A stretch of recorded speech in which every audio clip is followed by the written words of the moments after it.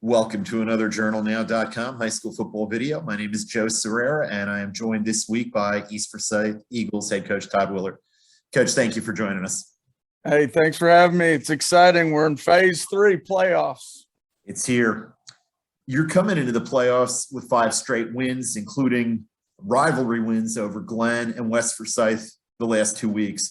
Do you feel like your team's got some momentum, like you've got it going right now?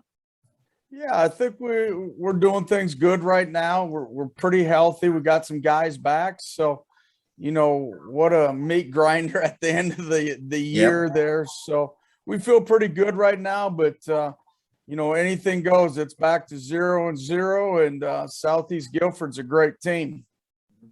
What are your Eagles doing well right now? I think we're playing in all 3 phases right now, offensively, defensively, and special teams. I can't say enough of James Studevant, our special teams coordinator, how good he's been doing. We came up with another big play, that block punt, to get us going against West Forsyth. Just things like that. But to have all 3 phases going, it's unbelievable. We're making big plays offensively and defensively. We got a bunch of takeaways right now, and that really helps when you can win that margin in the takeaway battle. Good football coaches always have things that they want their teams to be doing better. What do you want your Eagles to be doing better right now as you head into the playoffs? When you get in the playoffs, you really got to win up front. I mean, the good teams, they got good O-line and they got great D-lines. I mean, you really got to win up front. And I feel confident on both sides of our ball, O-line wise and D-line wise. We've kind of turned it up a little bit. You hit it right on the head. It's something we've been good at, but we got to get better, because when you get into this part of the season in November, the front line's got to be great. Mm-hmm. Are you satisfied with where you was seated, number 13 in Class A West, or is it just a case where 4A West is so strong this year that it doesn't matter? You know what? Maybe if I was down east and I got a 13th seed, I'd be upset because of that. Yeah, in the West, good Lord, it don't matter. I mean, I got guys that are have been ranked, in the top 7 or 8, and they're like complaining. And I said, well, there's no easy win this year. I mean, it's brutal. I mean, it's going to be brutal. The guy who wins this, I think, what is there, 6 weeks this year? Yeah.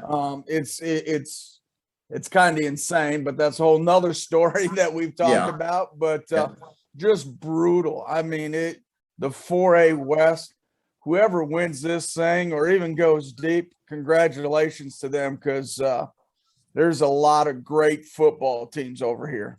Mm-hmm. And for you guys, it starts with Southeast Guilford this week. Team with 3 losses, but the 3 teams they lost to are combined 28-2. So they're not a bad football team. What do you see when you look at the Falcons?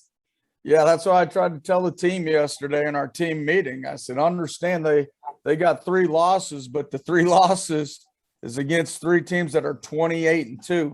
And I think that got everybody's attention, coaches, players, everybody. And they're well coached. Obviously, they're big. They got some real good size, and they got a lot of tradition there.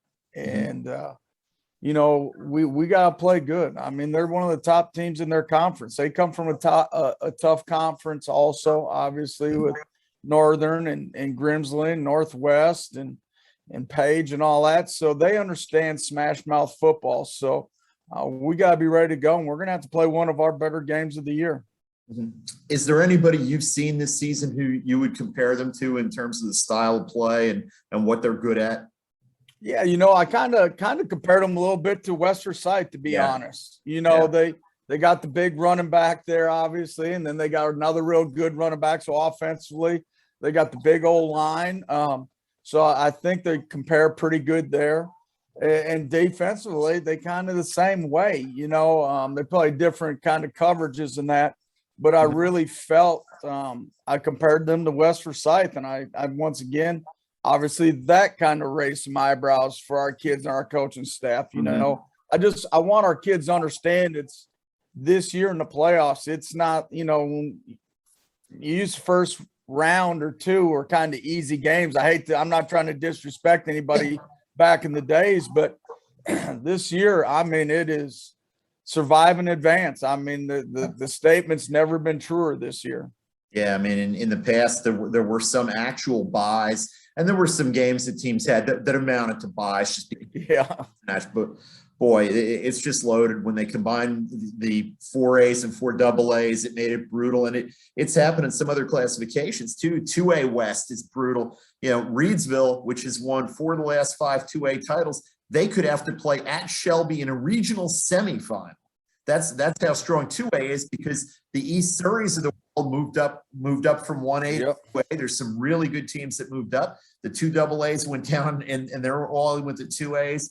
And it's as tough as it is, it's not as tough as 4A though. 4A is just like you said, it's a meat grinder. It's going to be an achievement for whoever wins it. There are going to be some great football games.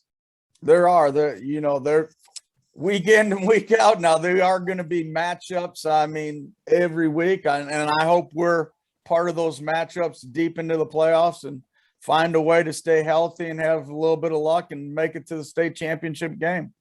Well, we wish you and your Eagles nothing but luck going forward, starting Friday night with Sanford, and look forward to talking to you again deeper in the playoffs. I hope so. I appreciate it, Joe. Thanks.